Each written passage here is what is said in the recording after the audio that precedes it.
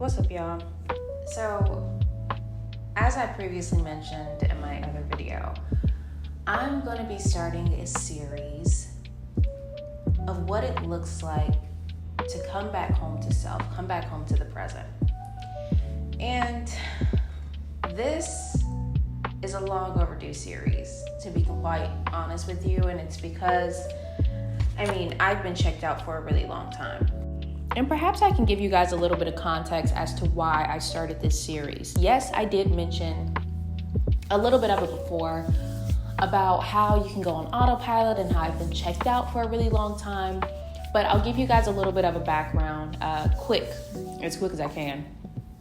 So I've been going through an immense amount of changes. As you guys know, if you've been following me for a while, I left my hometown. I left Atlanta, came and moved to Texas almost 2 years ago now. Not to mention, I started a new college. I am shifting gears in my career. It's so much. There's so many changes in my personal life. My little sister is having a kid.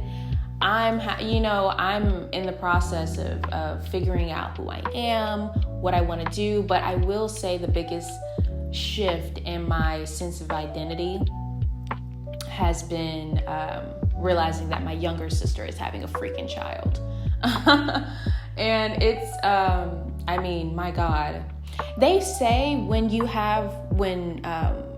somebody in your family has a kid, it's almost like all of you guys are having a kid. And I understand that a lot more now, because it was almost like, first of all, I was very blindsided, but I was also very triggered, because it almost felt like, well, first of all, this is my younger sister. I'm 28, about to go and be 29, and then moving into my 30s.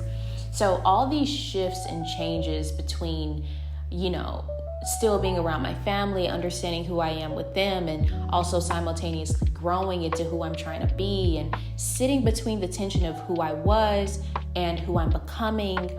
All of those shifts have created this disassociate. It's so much going on in my mind at once, so many shifts happening all at once, that I almost disassociated to cope.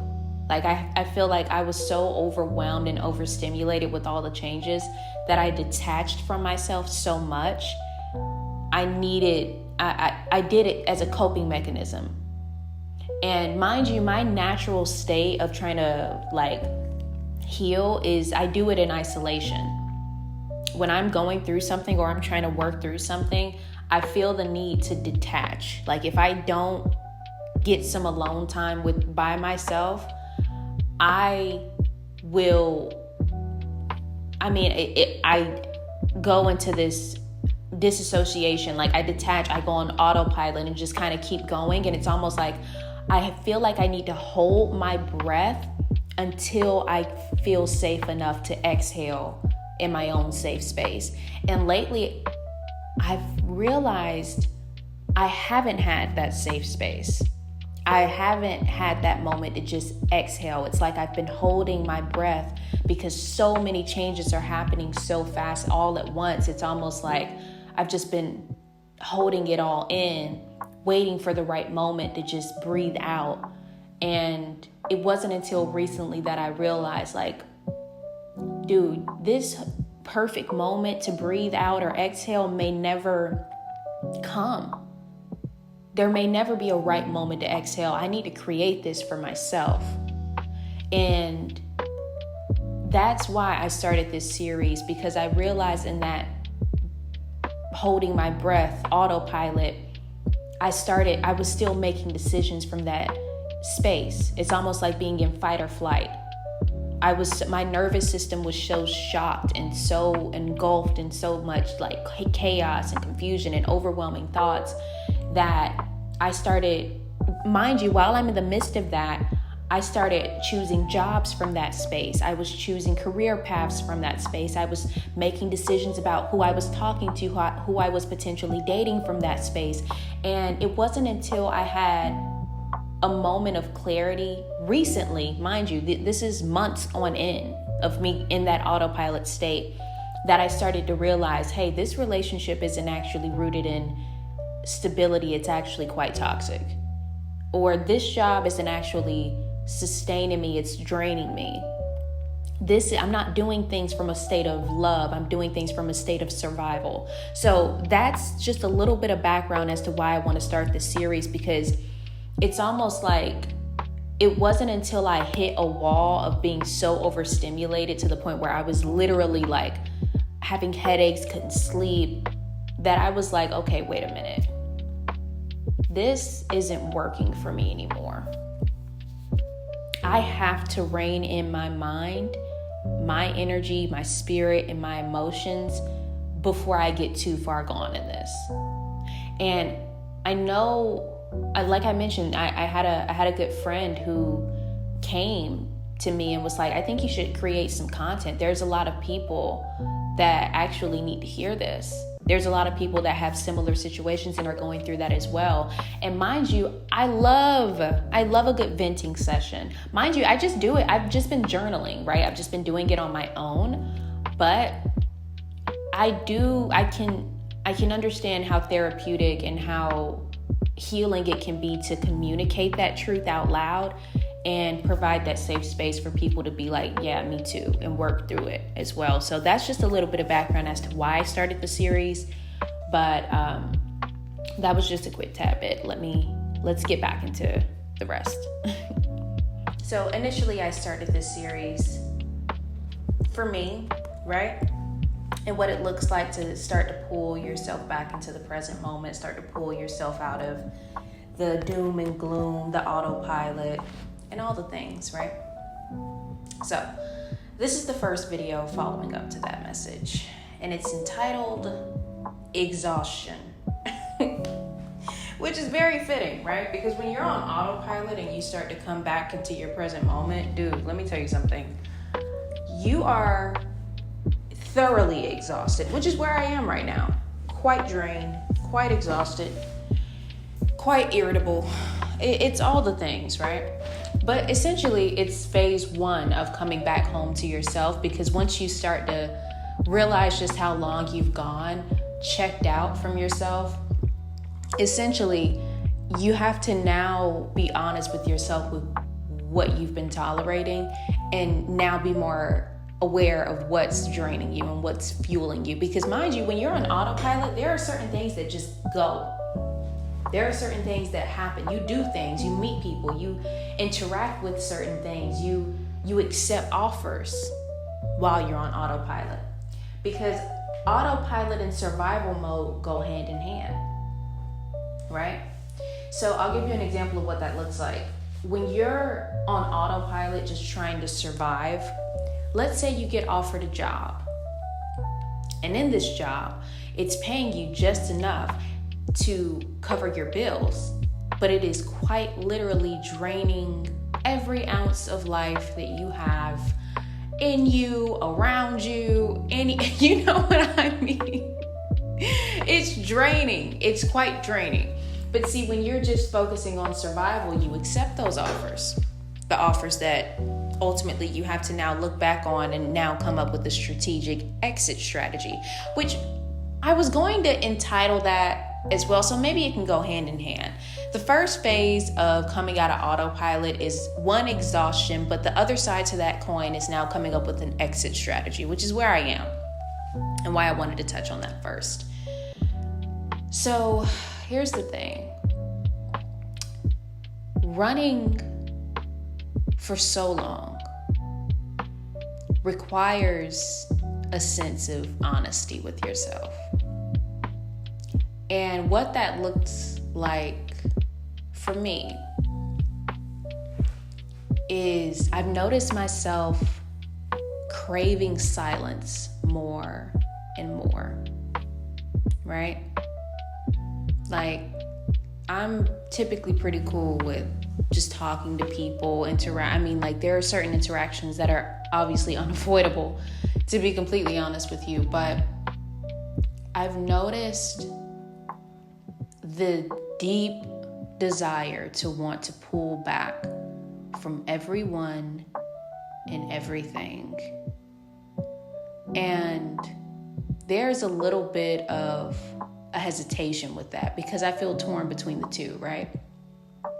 On one side of the coin, it's like, well, I still have things to do. I don't care what it is. I got to keep moving. I got to keep going. I don't know if I slow down, if I'll be able to trust, if I'll be able to. And then the other side of that coin is like, dude, I don't care who I lose. I don't care what gets taken away from me. I need to rest. And sitting between the tension of wanting to hold on and keep going versus understanding that my soul is exhausted. That's where I've been. I've been sitting in that tension.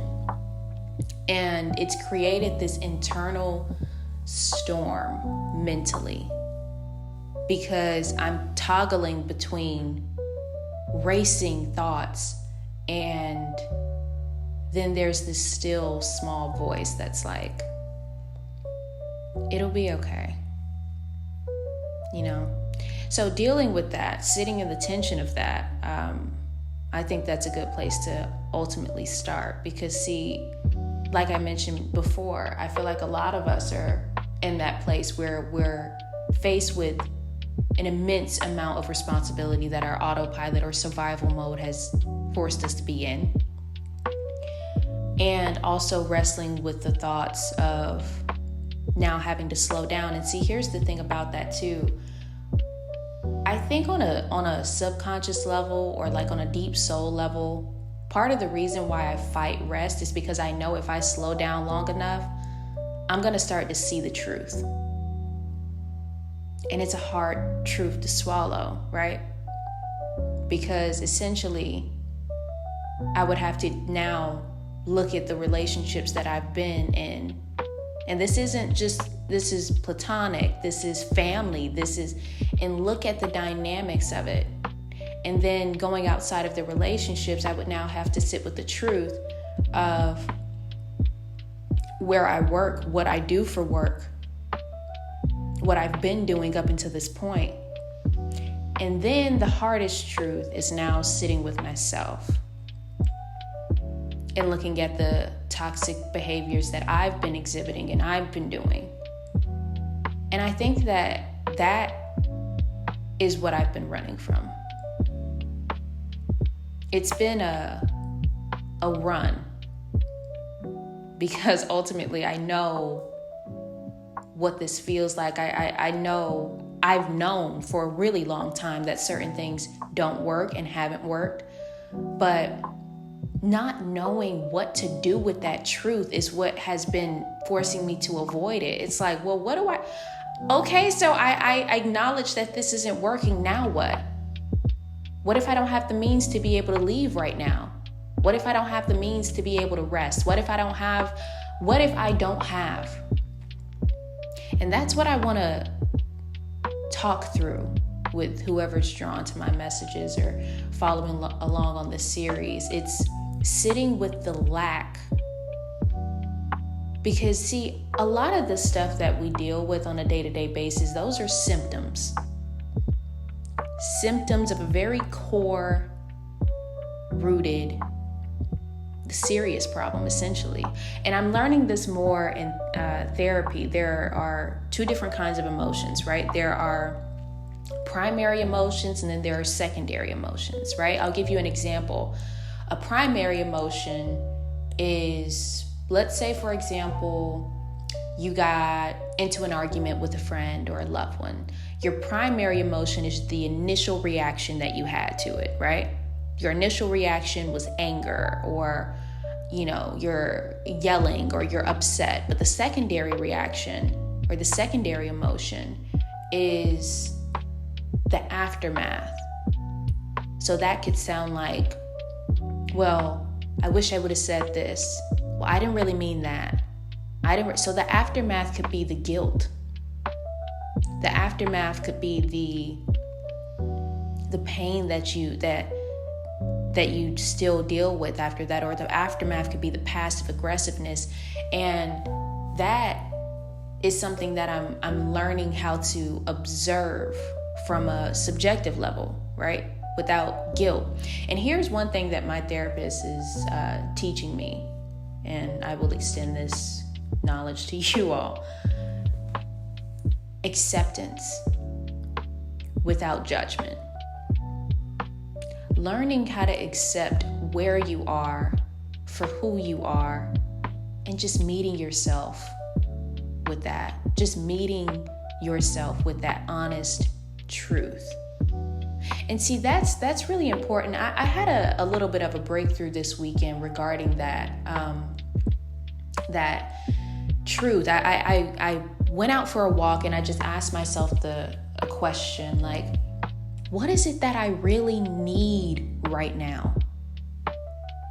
Because I was so inflamed with so much rage, so much chaos, so much, tension between trying to figure out what to do, who to be, how am I supposed to show up for them? How am I supposed to show? I was so overwhelmed. I had to take a walk, just me and my dog, and sit with myself and genuinely ask, what is it that I need in this moment? And you know what I heard? I heard, I need a safe space to stop running. And that was powerful. That was powerful. And mind you, I do a lot of self-reflecting. I do a lot of journaling. I do a lot of talking out loud just to make sure that I get it out. But that, of all the things that I've heard, stuck with me the most, because essentially what I allowed myself to admit was that I was also contributing to the chaos. A lot of this pain wasn't just external, it was internal. And I just had this inner dialogue with myself that was essentially admitting, like, I don't feel safe with you. I can run and do all the things and do the little song and dance for everybody else, but I need a safe space to come home to. And your safe space doesn't always mean a physical representation. It can be, but if you're in a situation where you're surrounded by other people, you can't necessarily carve out that alone time. You have to create it internally. And that was the biggest truth that I sat with, that stuck with me. Admitting that to myself, I need a safe space to stop running. Yeah, I'm exhausted from all these other things too. But what exhausts me the most is the fact that I haven't turned it off. I haven't been intentional about letting those things go. Intentionality is the name of the game. If we're now shifting into some solutions, or how to now, the first phase of coming out of autopilot, like I said, is honesty. It's being honest. I'm exhausted, yes, but all of the things that I've picked up is just a reflection of all the things that is going on inside of me. So it makes sense that I chose the job that I did. It makes sense that I allowed the relationships that I have. It makes sense that the previous relationships that I had, I chose. I am inflamed in so much internal chaos that it makes sense that I chose external chaos. I'm in alignment with it. And that's a big truth. It's a hard pill to swallow. Because what do you do when you have nothing else to blame? You have no one to directly point the finger at and be like, you're the problem. No, baby. Your external world is only a reflection of your internal world. I learned this. And if you've been following me for a while, you've seen the content that I've created. All of it is stemming from the same thing. My internal world reflects the external. Or my internal world is what controls my external. So if the world inside of me is inflamed in chaos, it makes sense that my outside world is as well. But see, admitting that now, it produces a level of responsibility. right? I have to now be responsible with that truth. Because it's like being a parent and listening to your child. When you ask, well, what's wrong? And they tell you the truth. I don't feel safe with you. I don't feel like I can slow down. I mean, what do you do as a parent? Do you say to that child, okay, well, you just need to man up. You need to do this. You need to do that. Or do you sit with that? Right? And this is a conversation I had with my brother the other day too.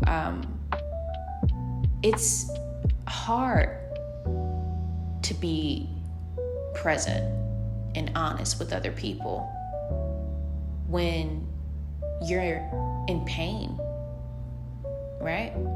And I submit this to my audience too, but a lot of the times, like I said, we look at the symptoms, right? If you're walking around angry and frustrated and you're hurting, those are aftermath symptoms to something that's usually really rooted in a primary emotion. Those are secondary emotions. The primary emotion is usually pain. And if you allow yourself to just sit with the secondary emotions, which could sound like ruminating thoughts, always thinking the same things over and over and over again, then you're not really addressing the primary condition. You're the primary thought that's essentially causing and producing this. And see, that's what I want to submit to not just myself, but extend that level of honesty with my audience. How long are you gonna sit in the secondary emotion and neglect the primary? Yeah, you're hurting, you're in pain, you're in chaos, but when are you gonna admit to yourself that it's because you don't feel safe enough to rest? Yeah, you're in a relationship that is toxic and it's not working for you and it's hurting you, but when are you gonna admit to yourself that you chose that relationship because when you were younger, you never really had a real example of what true safety and honesty feels like, or you don't feel worthy of love because everything that you've seen is a reflection of pain. Yeah, you chose this job and it's producing money, but when are you going to admit to yourself that it's actually an extension of the fact that I don't feel like I can actually do or produce what I really want to do because I'm afraid that I'll fail. Right? Because see, this age of Aquarius that we're in, it is a trip, yo. And I know that people talked about that, like the last time we had an age or decade of Aquarius, like there was so much change. But I mean, this age of Aquarius is ridiculous. They talking about aliens coming. They talking about freaking Donald Trump at the very least. It's wild. It's insane. It is crazy what this age of Aquarius is exposing. But first and foremost, what it is exposing is the truth. It's the truth. And mind you, this was actually prophesied in the Bible as well. In the last days, the God's children will prophesy. The hearts will turn cold. Wars, rumors of wars. All of this stuff was prophesied. And we'll get deeper into like my level of conspiracy theories and prophecy maybe in another video. I won't overwhelm you guys with it too much, but we have a journey to go on for sure. So just backtracking a little bit and kind of summarizing this, guys, I want to leave you with a question. As far as what it takes for you to come out of autopilot, what would it take for you to create a safe space to rest? Because a lot of the times the first round or first phase of coming out of or realizing you are in autopilot is, first of all, exhaustion. You're tired, you're drained, you're looking around at everybody and everything that's contributing to the draining. But also you start to become more honest with yourself about where you are, where you want to go, and perhaps how misaligned you actually are, and the steps and the responsibility that it's going to take for you to actually come out of it. But the other side of that coin now is allowing yourself not to just rush full speed ahead and do all the things, but create a safe space to slow down and acknowledge it and sit with it. See, what I've learned about emotions is that they're meant to be felt. There's no amount of logic or reasoning or solutions you can come up with that makes you avoid the fact that you need to feel what you need to feel and sit with it in an honest way before you can come up with an honest solution. So, what would a safe space look like for you? What is it that you need in this moment? Same question that I asked myself. I was faced with a really hard truth. And my solution, my response from my inner child was, I need a safe space to come home and stop running. And I'm choosing to actively work on that. But what would that look like for you? What do you need? And slow down long enough to be honest with yourself about that. So as we go through this journey together, guys, make sure you're subscribed to all the channels, the YouTube, the Spotify, all the things. But most importantly, take the time in between these videos to actually journal, actually work through this. Because like I mentioned, this is just a journey back home to self. And I'm really doing this for me, but I'm extending the invitation, okay? So a lot of this logic, a lot of this wisdom is primarily for me. But I do know that it's more than just me that needs this as well. So take the time. Reflect, because this is an unfolding process, so let's do it together. And I'm going to continue to post these videos as the wisdom comes to me. It has to come to me first, and then you guys get the overflow of that. But sit with that, and until next time, continue to love on yourself just a little bit harder. And I'll see you in the next video. Bye, guys.